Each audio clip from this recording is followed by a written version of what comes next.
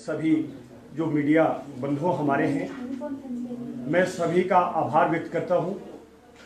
आज हमारा जो इस पत्रकार वार्ता का मुख्य उद्देश्य है, माननीय शिक्षा निदेशक महोदय के साथ जो हमारी आज एक संघ की बैठक हुई है, राजकीय भाषाई अध्यापक संघ की, जिसमें हमारे 5 सूत्रीय मांग पत्र पर जो बातचीत हुई है, उस संदर्भ में निदेशालय से क्या क्या हमें सुझाव मिले हैं और किस तरह का आश्वासन मिला है। तो मैं हमारे जो राज्य अध्यक्ष हैं, मैं सबसे पहले हेमराज ठाकुर जी से निवेदन करूंगा कि आज की जो हमारी बैठक रही है उसके संदर्भ में आप अपना वक्तव्य रखें। हेमराज जी धन्यवाद। मैं इस प्रेस वार्ता में उपस्थित सभी मीडिया बंधुओं का हिमाचल प्रदेश राजकीय भाषाई अध्यापक संघ की ओर से दिल की गहराइयों से आभार व्यक्त करता हूं कि उन्होंने हमको ये मीडिया कवरेज दी और हमारे मुद्दे को जनसाधारण के बीच संप्रेषित करने का बीड़ा उठाया। इसके साथ साथ मंच पर आसीन संस्कृत शिक्षक परिषद के पूर्व अध्यक्ष एवं वर्तमान में हिमाचल प्रदेश राजकीय भाषाई अध्यापक संघ के मार्गदर्शक आदरणीय डॉक्टर ईश्वर जी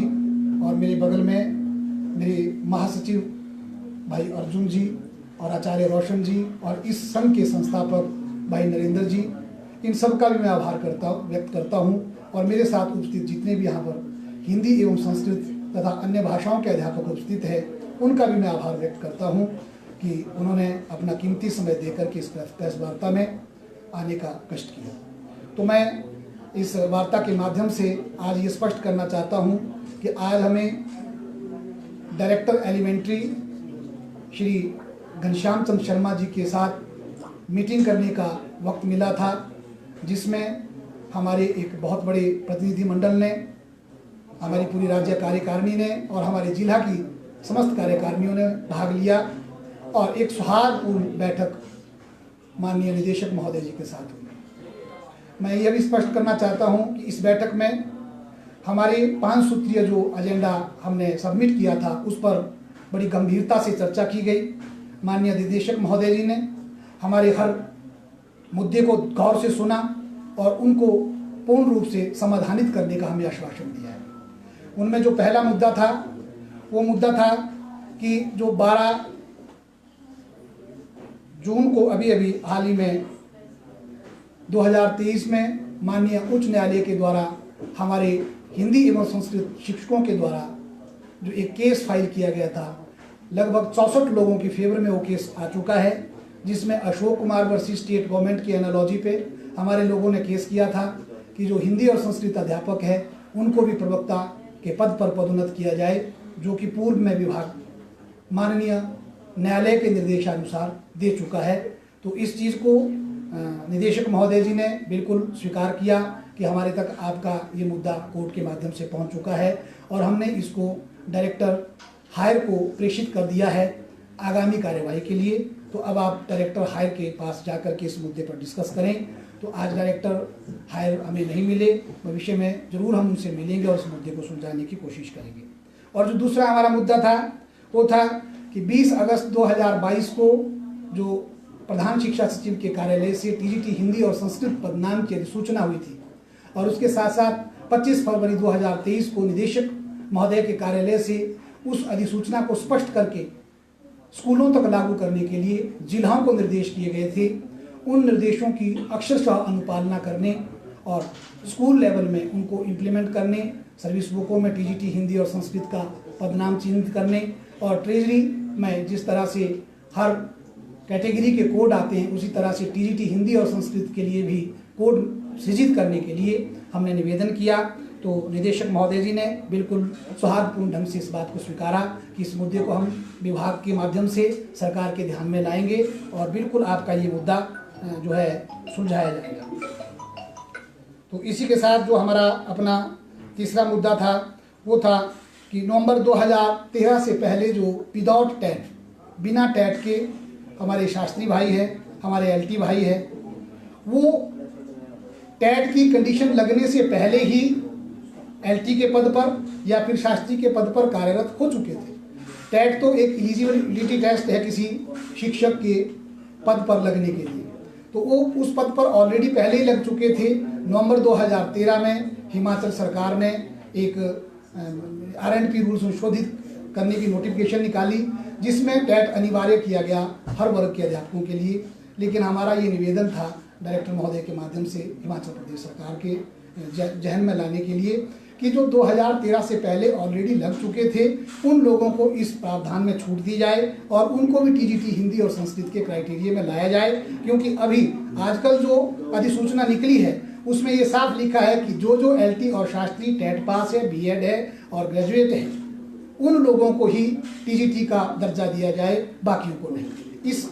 लिहाज से हमारे वो भाई जो 2013 से पहले लगे हुए हैं वो छूट रहे हैं। वो ऑलरेडी B.Ed है, वो ऑलरेडी BA हैं, MA हैं और कई लोग तो डॉक्टरेट की उपाधि लिए हुए हैं, तो वो लोग वंचित हो रहे हैं। उन लोगों को भी इस दायरे में लाया जाए। तो इस बात को भी डायरेक्टर साहब ने बिल्कुल बखूबी माना है और स्वीकार किया है कि आपकी मांग बिल्कुल जायज़ है और हम इस मांग को सरकार के ध्यानार्थ लाएंगे और पूरा एजेंडा आपका जो है सरकार को भेजने की कोशिश करेंगे। और इसके साथ साथ जो चौथा हमारा एजेंडा था वो था जो हिंदी और संस्कृत अध्यापक अभी बिना B.Ed के हैं और B.Ed करने के इच्छुक हैं, परंतु हिमाचल में सबसे बड़ी समस्या ये है कि जो संस्कृत शिक्षक है उनको B.Ed करने के लिए यहाँ संस्थान ही नहीं है। एकमात्र संस्थान है कांगड़ा में, गग्गल में, उसमें लिमिटेड सीटें हैं। उसमें हर वर्ष इन्हीं के प्राइवेट लोग भी होते हैं, इन सर्विस टीचर भी होते हैं। तो इन सर्विस जो टीचर है उनको वहाँ सीटें नहीं मिल पाती जितनी की होनी चाहिए थी। हम लोगों ने इसलिए भी एक निवेदन किया है गवर्नमेंट को डायरेक्टर के माध्यम से कि जिस तरह से पूर्व में DLED का कोर्स अनिवार्य होने के कारण विभाग ने NIOS से बात करके एक मुश्त सबको DLED करवाई थी, उसी तरह से जो हमारे छूटे हुए संस्कृत एवं हिंदी भाषा के अध्यापक हैं उनको भी किसी संस्थान के साथ बातचीत करके एक मुश्त B.Ed करवाने का प्रावधान करें, ताकि सभी LT और शास्त्री बंधुओं का या फिर उर्दू और पंजाबी के जो हमारे शिक्षक हैं वो भी इसी वर्ग में आते हैं, उनका जो उनके B.Ed करना चाहते हैं उनको एक मौका एक मुश्त मिल सके और सभी के सभी साथी TGT हिंदी और संस्कृत और अन्य TGT उर्दू एवं पंजाबी के पद पर बिल्कुल आ सकें, एक कैडर में आ सकें, ताकि इस वर्ग के दो कैडर ना बने। तो इस बात को भी डायरेक्टर साहब ने बिल्कुल बखूबी माना है, स्वीकार किया है कि आपका मुद्दा बिल्कुल जायज़ है। इतना भी पूछा कि कितने लोग हैं आपके लगभग, तो हमने उनको बताया लगभग 3000 से 3500 के करीब हमारे लोग इस मुहिम से बाहर छूट रहे हैं, तो उनको इस क्राइटेरिया में लाने के लिए इस मुहिम को आप जरूर छेड़ें। तो उन्होंने आश्वासन दिया है कि हम विभाग के माध्यम से सरकार के समक्ष इस मुद्दे को उठाएंगे और जरूर कोई ना कोई प्रावधान करेंगे। और जो हमारी पांचवी इसमें मांग थी वो थी कि जो 3 मार्च 1990 की TGT के समकक्ष योग्यता रखने वाले संस्कृत शिक्षक एवं भाषा अध्यापक यानी कि LT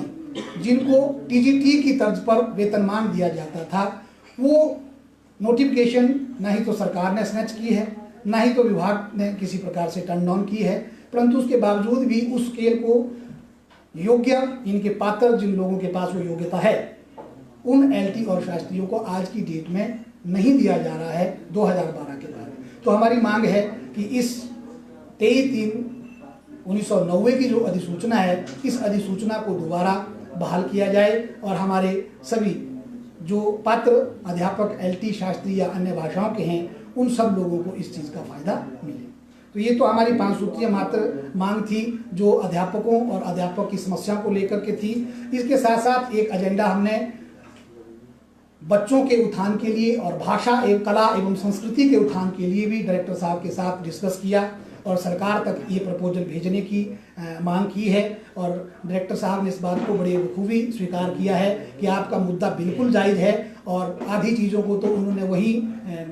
टेबल पे ही मंजूरी दे दी कि बिल्कुल आप ठीक बोल रहे हैं। हमारा मुद्दा ये था कि वर्तमान समय में जिस तरह से हमारी जो नई पीढ़ी, युवा पीढ़ी भटकती जा रही है, नशे की चपेट में जाती जा रही है और इंटरनेट की दुनिया में खोती जा रही है, कंटिन्यू मोबाइल फ़ोन पे ही बिजी रहती है, उनका लेखन पठन कला सभ्यता संस्कृति से धीरे धीरे नाता टूटता जा रहा है। तो उन सारी चीज़ों को व्यवस्थित करने के लिए बच्चों में दोबारा संस्कृति साहित्य सभ्यता भाषा एवं कला के प्रति रुचि पैदा करने के लिए भाषा कला एवं संस्कृति विभाग के साथ हिंदी, संस्कृत, पंजाबी, उर्दू जो भारतीय भाषाएं हैं उनके अध्यापकों को संलग्न किया जाए जो स्कूलों में काम कर ही रहे हैं ऑलरेडी।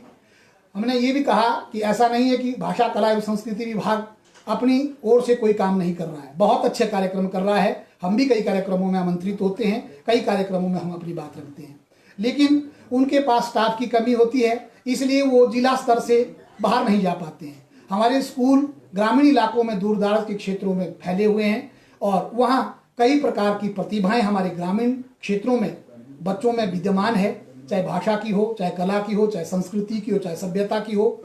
चाहे लोक संस्कृति की हो। उन सारी चीज़ों को पुनर्व्याख्यायित, उन सारी चीज़ों को उद्घाटित करने के लिए और एक उचित प्लेटफॉर्म प्रदान करने के लिए उस मेरे ग्रामीण कलाकार को भी एक उचित माध्यम मिले, इस चीज़ को हमने उठाया है कि आप भाषा कला एवं संस्कृति विभाग के साथ हिंदी एवं संस्कृत, उर्दू तथा पंजाबी अध्यापकों को जोड़ करके महत्व देना, वो भी भारतीय भाषाओं की शिक्षा को महत्व देना हमारी पाठशालाओं में बहुत ज़रूरी है। तो इस प्रपोजल को भी उन्होंने कहा कि आधी बातों को तो मैं अपने लेवल पे ही इसमें बिल्कुल सेटल करूंगा और जो मेरे लेवल की नहीं है उन चीज़ों को, हमारी 1949 में 2 राजभाषाएं मानी गई थी हमारे भारतीय संविधान में, एक अंग्रेजी और एक हिंदी। तो 1963 में जब ये विवाद उठा था तो उसमें ये प्रावधान किया गया था कि जो भारत में हिंदी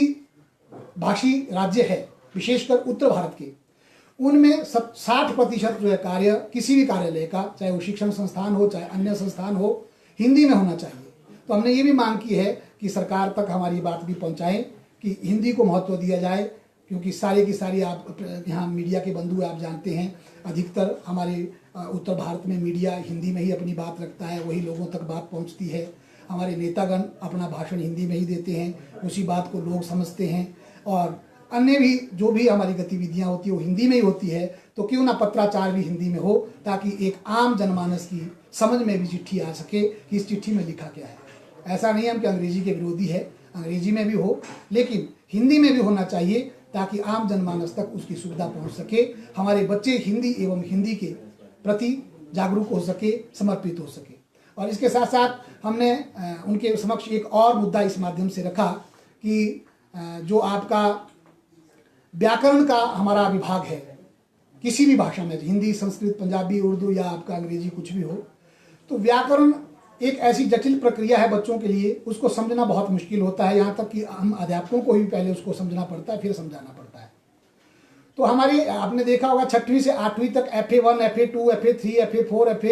SA1, SA2 इस तरह से होते हैं। तो जो हमारे पाठ्यक्रम में उसका प्रावधान किया गया है, वो किया गया है कि FA1 में भी पूरा व्याकरण पूछा जाए, FA2 में भी पूरा व्याकरण पूछा जाए। तो इस लिहाज से अध्यापक बहुत तनातनी में रहता है, बड़ी सिलेक्टिव स्टडी कराता है ताकि बच्चा परीक्षा में पास हो सके, और बच्चे को प्रॉपर व्याकरण की नॉलेज नहीं मिल पाती है। हमने निवेदन किया डायरेक्टर महोदय जी से कि इस व्याकरण की एक कार्यशाला लगाई जाए, संस्कृत, हिंदी आदि सभी अध्यापकों की, सभी भाषाओं के अध्यापकों की, ताकि वो लोग इस तरह से इनकी व्यवस्था बना सके कि 6वीं में क्या पढ़ाना है, 7वीं में क्या पढ़ाना है, 8वीं में क्या पढ़ाना है, ताकि बच्चे को प्रॉपर तरीके से व्याकरण का नॉलेज प्राप्त हो सके। नहीं तो वर्तमान समय में ऐसा हो गया है कि भाषा के ऊपर बच्चों की बिल्कुल भी पकड़ नहीं रह गई है, वो ना तो हिंदी के रह पा रहे हैं और ना ही तो अंग्रेजी के हो पा रहे हैं। तो इस दिशा में भी उन्होंने बिल्कुल हामी भरी है कि बहुत जल्द ही आपकी यही शिमला में हम एक कार्यशाला लगाएंगे, उसमें इस व्याकरण के मुद्दे को सुलझाने की कोशिश करेंगे। और इसके साथ हमारा एक और महत्वपूर्ण मुद्दा था BRC के पदों की तैनाती के लिए। तो एक तो पिछले कल आपने देखा होगा कि इस BRC के पद की जो अधिसूचना थी उसको विभाग ने वापस ले लिया है, लेकिन फिर भी हमने सुझाव दिया है डायरेक्टर महोदय जी को, हमारे संघ ने सुझाव दिया है कि इस पद पर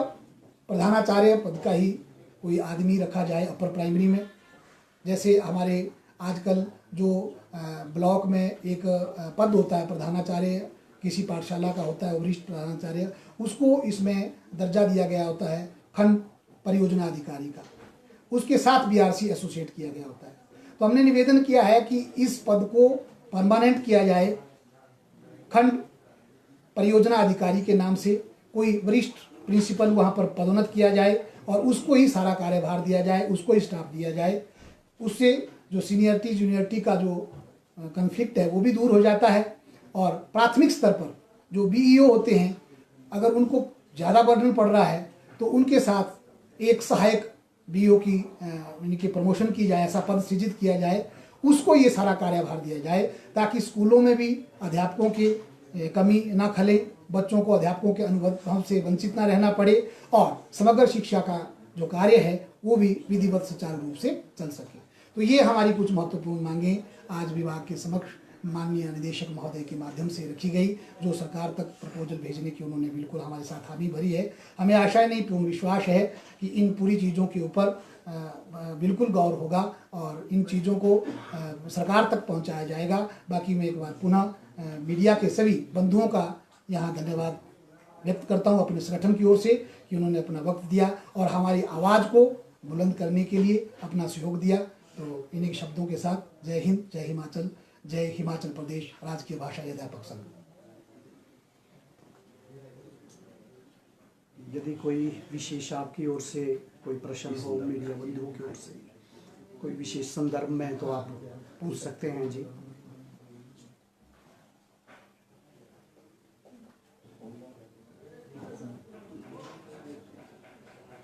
ओके सर, थैंक यू। पुनः एक बार मैं हिमाचल प्रदेश सरकार एवं शिक्षा विभाग का